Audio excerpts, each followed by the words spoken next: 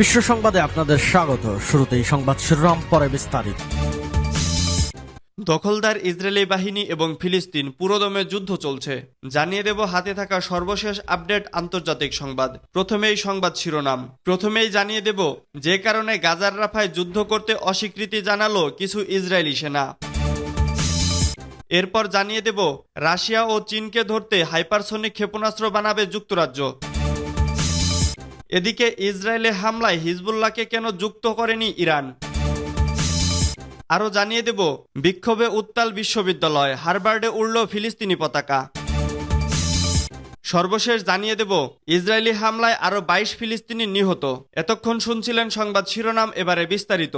তবে অনুরোধ থাকবে ভিডিওটিতে একটি লাইক করবেন এবং কমেন্ট করে জানিয়ে দিবেন এই ভিডিও সম্পর্কে আপনার মূল্যবান মন্তব্য।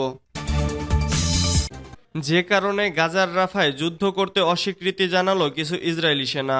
গত বছরের 7 অক্টোবর থেকে ফিলিস্তিনের গাজায় নির্বিচারে আগ্রাসন চালাচ্ছে ইসরায়েল। গাজা ভিত্তিক ফিলিস্তিনি সশস্ত্র গোষ্ঠী হামাসকে নির্মূলের উদ্দেশ্যে হামলা চালালেও দীর্ঘ প্রায় 7 মাসের যুদ্ধ শেষে লক্ষ্যের ধারের কাছেও পৌঁছাতে পারেনি ইহুদিবাদী সেনারা। এদিকে পুরো গাজা উপত্যকা ধ্বংস করে এখন সেখানকার সর্বশেষ নিরাপদ স্থান রাফায় হামলার পরিকল্পনা করছে দখলদার ইসরায়েল। তবে দীর্ঘ সময় ধরে যুদ্ধ চলায় এতে অংশগ্রহণে আগ্রহ হারিয়ে ফেলেছেন ইসরায়েলি সেনারা।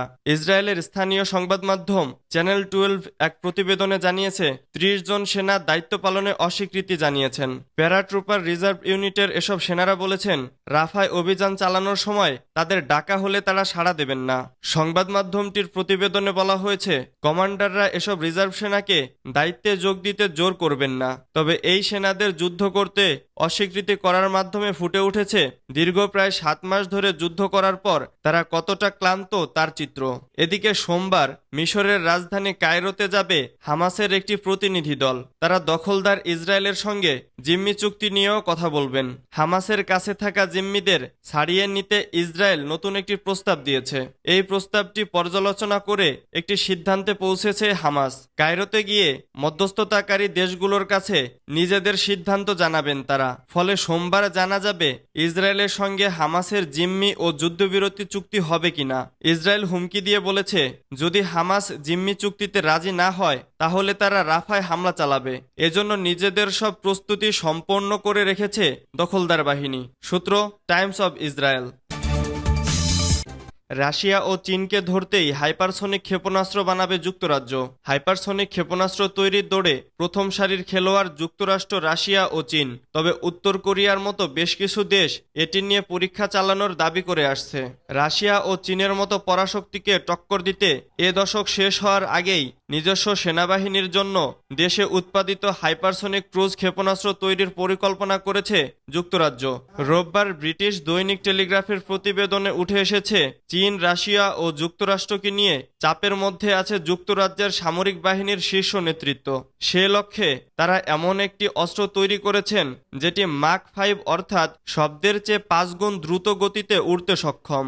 স্কাই নিউজ বলছে যুক্তরাজ্যের প্রতিরক্ষা মন্ত্রণালয় চায় ক্ষেপণাস্ত্রের নকশা ও নির্মাণ কাজ যেন যুক্তরাজ্যেই হয় এবং সেটা যেন 2030 সালের মধ্যেই ব্যবহার উপযোগী হয়ে ওঠে। তবে পরিকল্পনাটি এখনও প্রাথমিক পর্যায়ে আছে বলে প্রতিবেদনে লিখেছেন টেলিগ্রাফ। এছাড়া ক্ষেপণাস্ত্রটি ভূমি, সমুদ্র বা আকাশ যে কোনো জায়গা থেকে নিক্ষেপযোগ্য হবে সে বিষয়েও কোনো সিদ্ধান্ত আসেনি।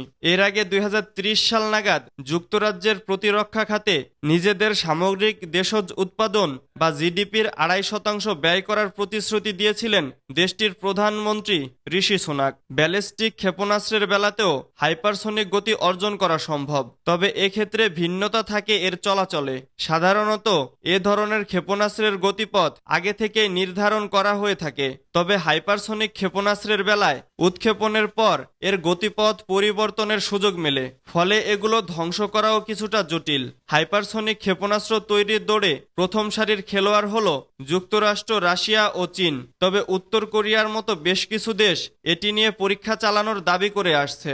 ক্ষেপণাস্ত্র তৈরির এ পরিকল্পনাটি যুক্তরাজ্য, অস্ট্রেলিয়া ও যুক্তরাষ্ট্রের একটি যৌথ নিরাপত্তা চুক্তির অংশ, যার নাম pillar 2 of Australia, UK, US.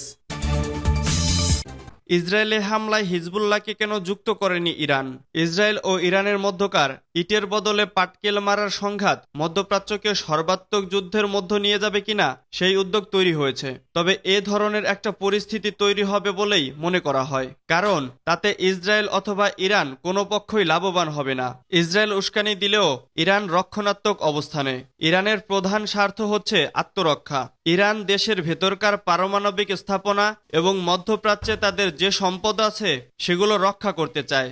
বিশেষ করে মধ্যপ্রাচ্যে যেসব সশস্ত্র গোষ্ঠীকে তারা সমর্থন দিচ্ছে তাদের সুরক্ষিত রাখতে চায়। ইরানের সবচেয়ে মূল্যবান প্রক্সি হচ্ছে হিজবুল্লাহ। ইরানের নেতারা বরাবর দাবি করে আসছেন ৭ অক্টোবর হামাসের হামলার নির্দেশনা তারা দেননি। এ হামলার সম্পর্কে তারা কিছু জানেনও না। এর কারণ হলো ইরান চায় ইসরায়েল ও তার মিত্ররা ইরানকে লক্ষ্যবস্তু বানাক কিংবা এ ধরনের প্রতিশোধ নিক, যাতে মধ্যপ্রাচ্যে ইরানের প্রভাব ক্ষুণ্ণ হয়। হামাসের ৭ অক্টোবরের অভূতপূর্ব হামলার সঙ্গে ইরান জড়িত আছে কিনা সেই বিবেচনার বাইরে গিয়েও বলা যায় ইরান হামাসের প্রধান অর্থনৈতিক ও সামরিক পৃষ্ঠপোষক। সে কারণে হামাসের কর্মকাণ্ডে আংশিক দায় ইরানের ওপরই বর্তায়। মধ্যপ্রাচ্য জুড়ে বেশ কয়েকটি সশস্ত্র সংগঠনের পৃষ্ঠপোষকও ইরান। এর মধ্যে ইয়েমেনের হুতি, লেবাননের হিজবুল্লাহ এবং সিরিয়া ও ইরাকের অজস্র সশস্ত্র গোষ্ঠী রয়েছে। এই প্রক্সিগুলো ৭ অক্টোবর ও পরবর্তী ঘটনা প্রবাহে ইরানের আশীর্বাদ পুষ্ট হয়ে ইসরায়েল বিরোধী সামরিক তৎপরতা শুরু করে। বিক্ষোভে উত্তাল বিশ্ববিদ্যালয়, হার্ভার্ডে উড়ল ফিলিস্তিনি পতাকা। গাজায় ইসরায়েলি আগ্রাসনের প্রতিবাদে শুরু হওয়া শিক্ষার্থীদের বিক্ষোভ এখন যুক্তরাষ্ট্রের বিশ্ববিদ্যালয়গুলোতেও ছড়িয়ে পড়েছে। ক্রমবর্ধমান এই বিক্ষোভ সামাল দিতে বিশ্ববিদ্যালয়গুলোর কর্মকর্তারা রীতিমতো হিমশিম খাচ্ছেন। বিক্ষোভে উত্তাল মার্কিন বিশ্ববিদ্যালয়গুলোতেও ক্রমে বিক্ষোভ আরও তীব্র হচ্ছে। এর মধ্যেই বিশ্ববিখ্যাত হার্ভার্ড বিশ্ববিদ্যালয়ে ফিলিস্তিনি পতাকা উত্তোলন করেছে বিক্ষোভরত শিক্ষার্থীরা। সোমবার এক প্রতিবেদনে এই তথ্য জানিয়েছে সংবাদ মাধ্যম নিউ ইয়র্ক পোস্ট ও এনডিটিভি। এনডিটিভির প্রতিবেদনে বলা হয়েছে, যুক্তরাষ্ট্রের বিভিন্ন কলেজ ক্যাম্পাসে ফিলিস্তিনপন্থী বিক্ষোভ অব্যাহত রয়েছে। অন্যদিকে কর্তৃপক্ষ সপ্তাহান্তে প্রায় ২৭৫ জনকে গ্রেপ্তার করেছে। এক সপ্তাহেরও বেশি আগে নিউ ইয়র্কের কলম্বিয়া বিশ্ববিদ্যালয়ে শুরু হওয়া এই বিক্ষোভ দ্রুত আমেরিকার অন্যান্য বিশ্ববিদ্যালয়গুলোতেও ছড়িয়ে পড়েছে। এদিকে গাজায় ইসরায়েলের আগ্রাসনের কারণে মার্কিন বিশ্ববিদ্যালয়গুলোতে শুরু হওয়া এই ফিলিস্তিনপন্থী বিক্ষোভ অব্যাহত থাকার পাশাপাশি পুলিশি দমনপীড়ন এবং গ্রেপ্তার অভিযানও অব্যাহত রয়েছে। এনডিটিভি বলছে, চলমান প্রতিবাদ বিক্ষোভের মধ্যেই হার্ভার্ড বিশ্ববিদ্যালয়ের বিক্ষোভকারীরা ক্যাম্পাসের ভেতরেই ফিলিস্তিনি পতাকা উত্তোলন করেছেন। ক্যাম্পাসের আইভি লীগ স্কুলের সামনে সেখানে এই পতাকা উত্তোলন করা হয়। সেই জায়গাটি সাধারণত যুক্তরাষ্ট্রের জাতীয় পতাকার জন্য সংরক্ষিত। ইসরায়েলি হামলায় আরও ২২ ফিলিস্তিনি নিহত। ফিলিস্তিনের অবরুদ্ধ ভূখণ্ড রাফা ও গাজা সিটিতে ইসরায়েলি বোমা হামলায় শিশু ও নারীসহ আরও ২২ জন নিহত হয়েছেন। রোববার ফিলিস্তিনি বার্তা সংস্থা ওয়াফা এই তথ্য জানিয়েছে। এর মধ্যে রাফা শহরের জনিনাপাড়ায় আল খতিব পরিবারের বাড়িতে হামলায় ৪ জন নিহত হয়েছেন।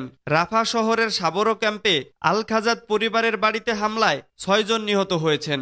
এছাড়া রাফা শহরের আবু তাহা পরিবারের বাড়িতে হামলায় ৫ জন, গাজা শহরের তরতৌরি পরিবারের বাড়িতে হামলায় ৫ জন এবং গাজা শহরের সাবরাপাড়ায় হিজাজি পরিবারের বাড়িতে হামলায় ২ জন নিহত হয়েছেন। নিহতদের মধ্যে কয়েকজন শিশু ও নারীও আছেন। গত বছরের ৭ অক্টোবর ইসরায়েলের বিভিন্ন অবৈধ বসতি লক্ষ্য করে হামলা চালায় ফিলিস্তিনি সশস্ত্র গোষ্ঠী হামাস। তাদের হামলায় ১,২০০ ইসরায়েলি ফিলিস্তিনি নিহত হন। এরপরে গাজায় ব্যাপক বিমান হামলা ও পরবর্তীতে হামলা শুরু করে দখলদার ইসরায়েল। ইসরায়েলের হামলায় এখন পর্যন্ত প্রায় ৩৪,৫০০ ফিলিস্তিনি নিহত হয়েছে, যাদের বেশিরভাগই নারী ও শিশু। এছাড়া আহত হয়েছেন ৭৭,০০০-এরও বেশি মানুষ।